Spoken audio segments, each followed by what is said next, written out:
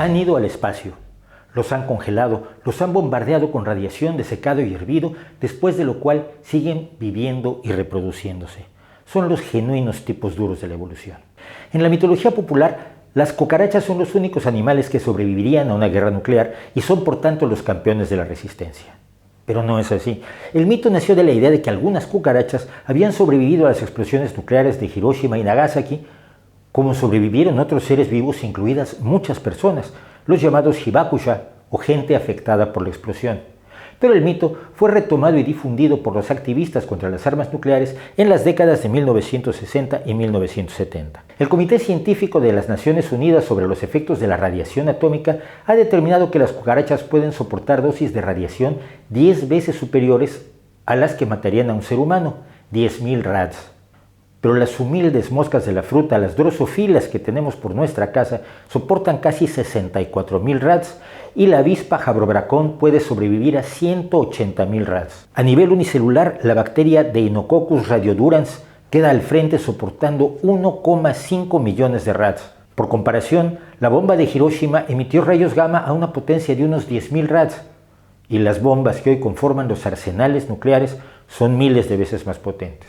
Pero la supervivencia a la radiación es solo uno de los elementos que forman a lo que podríamos llamar una especie de tipos duros. En general, los animales solo podemos sobrevivir en una estrecha franja de temperaturas, presión, humedad, radiación y otros factores. El caso excepcional, los campeones de la resistencia en todos estos puntos, incluida la supervivencia a la radiación, son unos diminutos seres llamados tardígrados, parientes tanto de los nematodos o gusanos redondos como de los artrópodos o seres con exoesqueleto.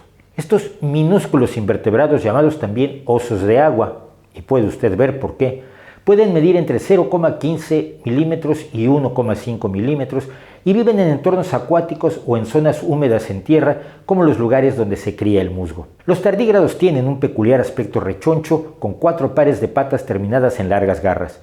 Su cuerpo está recubierto por una capa de cutícula que contiene quitina, proteínas y lípidos y que debe mudar mientras crece, a través de la cual respiran. Estos minúsculos seres tienen una anatomía muy compleja, cuentan con manchas oculares cuya capacidad sensorial aún está siendo estudiada, un sistema nervioso con un pequeñísimo cerebro y un aparato digestivo con un complejo aparato bucal que, junto con las garras, diferencia a las más de 1000 especies de tardígrados que se han descrito hasta la fecha y que varían según su alimentación, bacterias, líquenes, musgos, otros animales microscópicos e incluso en algunas especies otros tardígrados. Algunas especies se reproducen mediante partenogénesis cuando escasean los machos.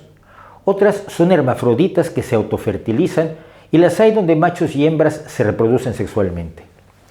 Y están donde quiera que uno los busque. En los bosques y los océanos, en el ecuador y en los polos, en el suelo y en los árboles, siempre que haya humedad suficiente. Todo esto, unido a la larga vida y al corto ciclo reproductivo de estos animales, además del curioso hecho de que son seres que mantienen el mismo número de células en su cuerpo a lo largo de toda su vida, ha sido responsable de que los científicos utilicen a los tardígrados como modelos para distintos estudios experimentales. El secreto de la resistencia de los tardígrados es su capacidad de suspender el funcionamiento de su metabolismo ante condiciones adversas, un proceso llamado criptobiosis.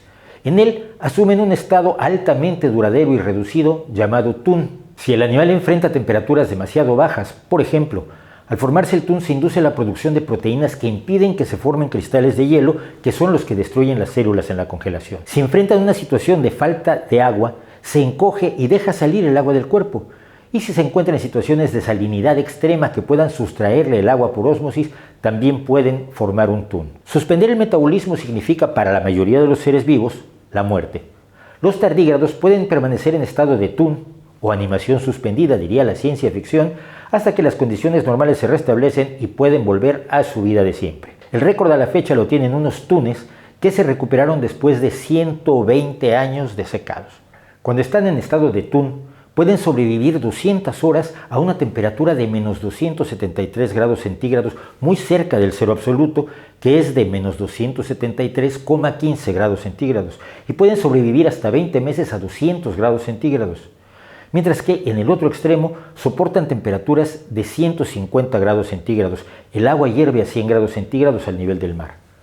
También pueden ser sometidos a 6.000 atmósferas de presión, el punto más bajo del océano, el fondo de la fosa de las Marianas, Tiene una presión de 1000 atmósferas y soportan altísimas concentraciones de sustancias como el monóxido y dióxido de carbono o el dióxido de azufre, además de altas dosis de radiación, 570.000 rads.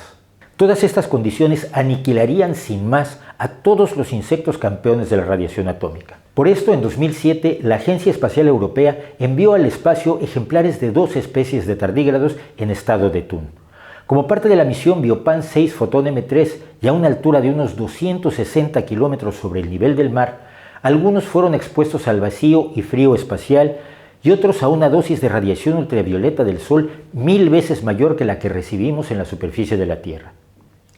Los pequeños sujetos experimentales no solo sobrevivieron, sino que al volver y rehidratarse, comieron, crecieron y se reprodujeron, dando como resultado una progenie totalmente normal. Esta hazaña solo la habían logrado algunos líquenes y bacterias, nunca un animal multicelular. En 2011, la Agencia Espacial Italiana envió a la Estación Espacial Internacional otro experimento en el último viaje del transbordador espacial Endeavour, donde estos tipos duros volvieron a demostrar su resistencia a la radiación ionizante. Dado lo mucho que pueden enseñarnos sobre la vida y la supervivencia, los tardígrados son sujetos cada 3 años de una reunión internacional dedicada a su estudio, un gran simposio para unos pequeños campeones de la resistencia. Tardígrado quiere decir de paso lento. El nombre lo ideó en 1776 el biólogo italiano Lazzaro Spallanzani, descubridor de la ecolocalización en los murciélagos para estos animales que habían sido descubiertos apenas 3 años antes por el zoólogo alemán Johann August Ephraim Goethe. Fue Goethe el que les puso el nombre de osos de agua por su aspecto y movimiento. Su incapacidad de nadar y su lentitud los distinguen de otros seres acuáticos microscópicos y eso fue lo que llamó la atención de Spallanzani.